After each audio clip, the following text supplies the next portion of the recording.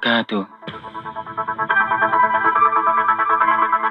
Ada sebuah kabar menarik yang mengatakan bahwa ada sahabat Nabi Muhammad SAW yang dimakamkan di Indonesia. Makam sahabat tersebut dikabarkan berada di kota Barus, yaitu salah satu daerah pesisir di Tapanuli Tengah, Sumatera Utara. Barus memang diidentikan dengan daerah penghasil kapur barus sejak zaman peradaban kuno. Bahkan kata kapur juga terdapat di dalam Al-Quran. Lantas, apakah benar ada makam sahabat Nabi di Indonesia? Bagaimana bisa sahabat Nabi dimakamkan di Indonesia? Apa maksud dari kapur dalam Al-Quran? Simak video ini sampai akhir hanya di channel Lensa Aswaja.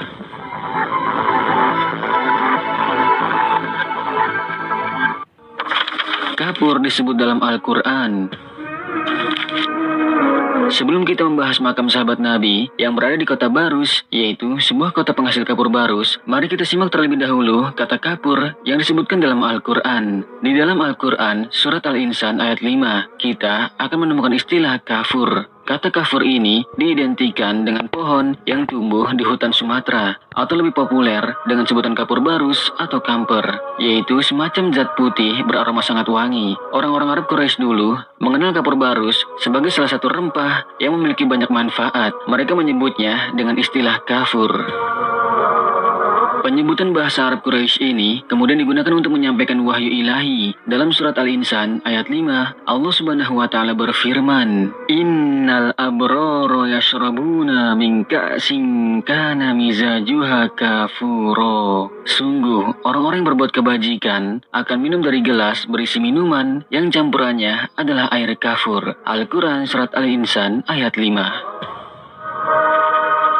Jika merujuk tafsir ayat ini, kata kafuro yang dimaksud adalah mata air dalam surga yang diminum oleh hamba-hamba Allah yang taat. Air kafur ini lebih menyegarkan dan menambah aroma lebih sedap. Namanya memang serupa dengan kapur yang ada di dunia. Namun, kata kafur yang ada pada ayat tersebut menggambarkan air kapur akhirat atau kapur surga yang wanginya tentu berlipat ganda, jauh lebih harum dari kapur yang ada di dunia saat ini. Wallahu a'lam.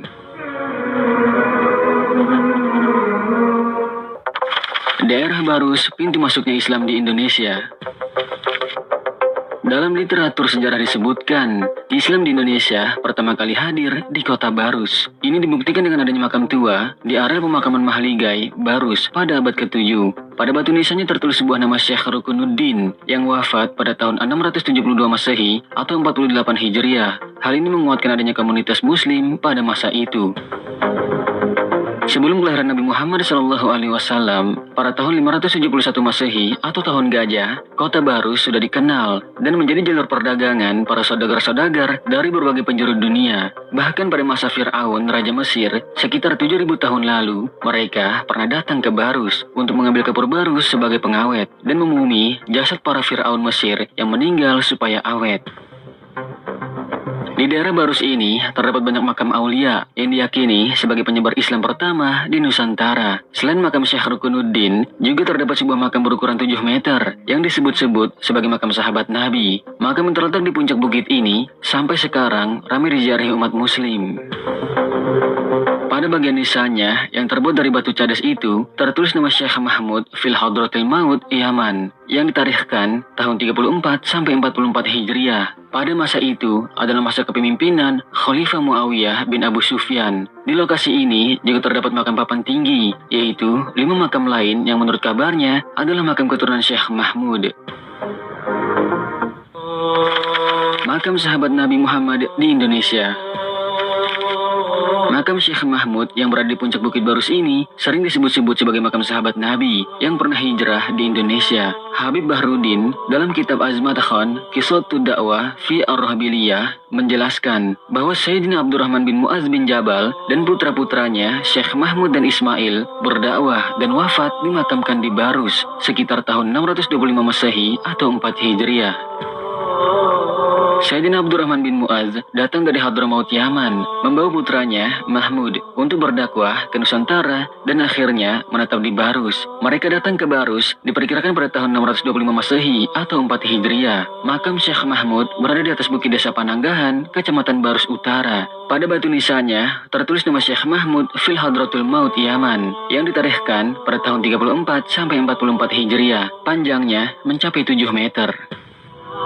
Menurut sumber keterangan yang ada, dikatakan bahwa banyak makam-makam berukuran panjang di Barus. Hal ini bukan menunjukkan besar atau tingginya fisik orangnya, tetapi lebih kepada makam atau derajat keilmuannya, sebab biasanya yang memakai tradisi ini adalah orang-orang sufi. Ada juga yang menyebutkan bahwa Syekh Mahmud yang merupakan penyebar Islam di Barus bukanlah sahabat Nabi, yang merupakan putra dari Sayyidina Abdurrahman bin Mu'az bin Jabal. Namun, beliau adalah seorang aulia, penyebar Islam dari Hadramaut Yaman yang datang ke Barus.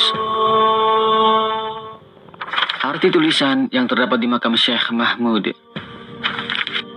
Jika kita melihat makam Syekh Mahmud ini, maka kita akan menemukan tulisan-tulisan Arab dan Persia. Tulisan-tulisan tersebut memiliki arti dan makna yang penuh hikmah. Arti tulisan pada nisan kepala bagian dalam dari makam Syekh Mahmud, di bagian ini tertulis tulisan yang berarti. Bersabda Nabi SAW, orang-orang mukmin itu hidupnya di dua kampung, atau dua alam, atau dua negeri. Maksudnya adalah hidup di dunia dan hidup abadi di akhirat.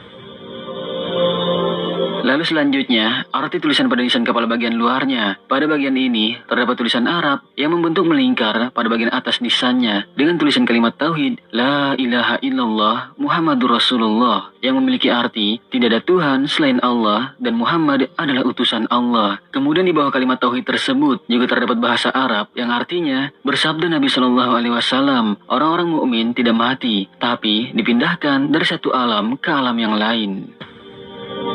Kemudian arti tulisan pada nisan kaki bagian luarnya. Pada nisan bagian kaki ini memiliki tulisan Arab yang diambil dari Al-Quran, surat Al-Qasas ayat 88, yang artinya, segala sesuatu pasti binasa, kecuali Allah Subhanahu wa Ta'ala. Kemudian di bawahnya lagi, terdapat bahasa Arab yang menerangkan tentang makam tersebut. Arti tulisan itu ialah, ini adalah kubur Syekhul Akbar Syekh Mahmud. Semoga Allah mensucikan ruhnya, yang nampak dalam mimpinya, Naujan bin Ma'zari. Lalu berikutnya, arti tulisan pada nisan kaki bagian dalamnya. Pada bagian ini, memang tertulis bahasa Arab, namun bahasa pada nisan tersebut berbahasa Persia. Pada tulisan atasnya memiliki arti, dunia ini hanya kenangan saja. Kita pasti akan kembali, dan tidak ada yang tersisa dari manusia, kecuali hanya sisi kemanusiaannya saja. Sahabat beriman, ada juga yang berpendapat bahwa kalimat pada bagian ini adalah syair yang dibuat orang-orang sufi yang mengerti akan faidah.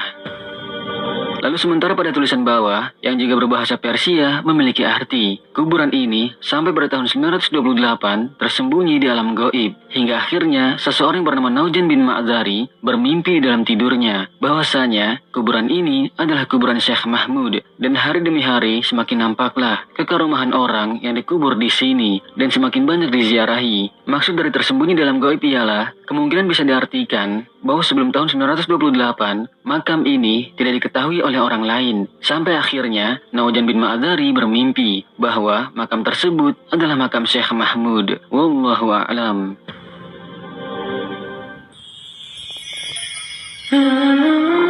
Sahabat beriman, terlepas dari benar atau tidaknya makam sahabat yang berada di daerah Barus Nusantara ini, sebaiknya kita pasrahkan saja kepada Allah Subhanahu wa Ta'ala yang Maha mengetahui segala kebenarannya. Namun yang terpenting ialah hal ini cukup dijadikan sebagai informasi pengetahuan dan diambil hikmah baiknya saja, sehingga di setiap kejadiannya Allah jadikan kita mendapatkan manfaat darinya. Semoga Allah Subhanahu wa Ta'ala golongkan kita ke dalam golongan orang-orang yang diridhoinya di dunia dan di akhirat. Amin ya Allah ya Rabbal Alamin. Wallahu a'lamu bissawab. Wassalamualaikum warahmatullahi wabarakatuh.